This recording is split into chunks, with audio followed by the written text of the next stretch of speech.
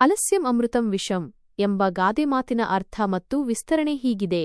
ಅರ್ಥ: ಅಲಸ್ಯಂ ಸೋಮಾರಿತನ, ಅಮೃತಂ ಅಮೃತ ಒಳ್ಳೆಯದು, ವಿಷಂ ವಿಷ ಕೆಟ್ಟದ್ದು.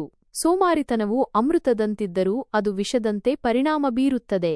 ವಿಸ್ತರಣೆ: ಸೋಮಾರಿತನವು ಕ್ಷಣಿಕವಾಗಿ ಆರಾಮದಾಯಕವೆನಿಸಿದರೂ ದೀರ್ಘಕಾಲದಲ್ಲಿ ಅದು ವ್ಯಕ್ತಿಯ ಜೀವನವನ್ನು ಹಾಳುಮಾಡುತ್ತದೆ. ಸೋಮಾರಿತನದಿಂದಾಗಿ ವ್ಯಕ್ತಿಯು ತನ್ನ ಗುರಿಗಳನ್ನು ಸಾಧಿಸಲು ಸಾಧ್ಯವಾಗುವುದಿಲ್ಲ, ಅವಕಾಶಗಳನ್ನು ಕಳೆದುಕೊಳ್ಳುತ್ತಾನೆ ಮತ್ತು ಜೀವನದಲ್ಲಿ ನಿರಾಸೆ ಅನುಭವಿಸುತ್ತಾನೆ. ಸೋಮಾರಿತನವು ಕೇವಲ ವ್ಯಕ್ತಿಯ ವೈಯಕ್ತಿಕ ಜೀವನದ ಮೇಲೆ ಮಾತ್ರವಲ್ಲದೆ ಸಮಾಜದ ಪ್ರಗತಿಯ ಮೇಲೂ ಪರಿಣಾಮ ಬೀರುತ್ತದೆ.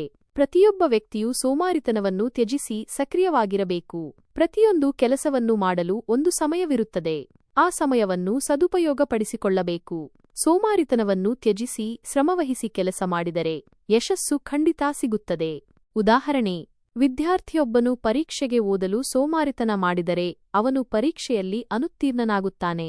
ಉದ್ಯೋಗಿಯೊಬ್ಬನು ಕೆಲಸ ಮಾಡಲು ಸೋಮಾರಿತನ ಮಾಡಿದರೆ ಅವನು ತನ್ನ ಉದ್ಯೋಗವನ್ನು ಕಳೆದುಕೊಳ್ಳುತ್ತಾನೆ. ಒಬ್ಬ ಕೃಷಿಕನು ಸೋಮಾರಿಯಾಗಿದ್ದರೆ ಬೆಳೆ ಬೆಳೆಯುವುದಿಲ್ಲ, ಇದರಿಂದ ಅವನ ಸಂಸಾರಕ್ಕೆ ತೊಂದರೆಯಾಗುತ್ತದೆ. ಸಾರಾಂಶ: ಸೋಮಾರಿತನವು ಜೀವನದಲ್ಲಿ ಪ್ರಗತಿ ಸಾಧಿಸಲು ಅಡ್ಡಿಯಾಗುತ್ತದೆ. ಪ್ರತಿಯೊಬ್ಬ ವ್ಯಕ್ತಿಯು ಸೋಮಾರಿತನವನ್ನು ತ್ಯಜಿಸಿ ಸಕ್ರಿಯವಾಗಿರಬೇಕು. ಶ್ರಮವಹಿಸಿ ಕೆಲಸ ಮಾಡಿದರೆ ಯಶಸ್ಸು ಖಂಡಿತ ಸಿಗುತ್ತದೆ.